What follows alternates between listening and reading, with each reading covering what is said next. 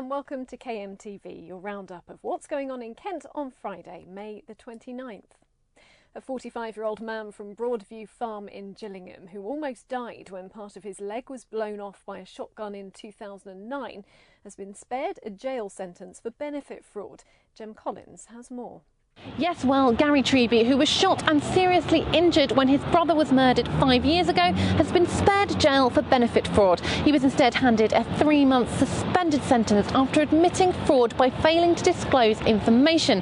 He'd become the sole owner of his mother's account after her death in 2007 and withdrawn thousands of pounds worth of cash. The judge added that while he'd had an unenviable record as a young man, he'd been seen much less in front of the courts as an adult. This is Jem Collins at Maidstone Crown Court for KMTV. An investigation's underway after a man was found dead in an alleyway in Maidstone. Police were called to Giddyhorn Lane, which runs off London Road, just before 8 last night, following reports a man in his 60s had been found. A nearby park has also been searched. More police are going to be out in a part of Medway following concerns about the number of beggars. Graham Stothard has the details. The Dickens Festival has been going for almost 4 decades now, and at 37 it's certainly provided fond memories for all the people who've visited in past years. However, this time round, some members of the public have expressed concern about homeless people begging, committing petty crime and street drinking. As a result, police have upped the numbers of officers that will attend. During the period of the festival, we've got an increased presence. We have ensured that the officers are all obviously familiar with their powers they have available to on the day. We're there to provide reassurance for the residents of Kent, but also the tourists that like to come and visit Rochester as well. It's not uncommon on the high street to see people asking passers-by for change, and traders especially are concerned that'll put people off coming to the Dickens Festival. But for one charity, those concerns are misplaced.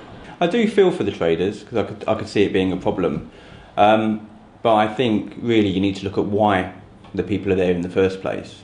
So they might not necessarily be homeless. It might be that it's just that they have an alcohol addiction and they're looking at a way of getting funds. Whether or not it puts people off, I suppose you'll have to ask them. But you know, I've been going to the festivals for years and seen that kind of behaviour, and it's not put me off coming back again and again. This is Graham Stothard for KMTV in Rochester. 600 jobs are at risk after Eurotunnel announced it's walking away from cross-channel firm My Ferrylink. 70 positions in Dover and hundreds of others in France could be lost if a buyer can't be found. KMTV's been told work at Dreamland in Margate is all on schedule, with just over 3 weeks to go until it opens.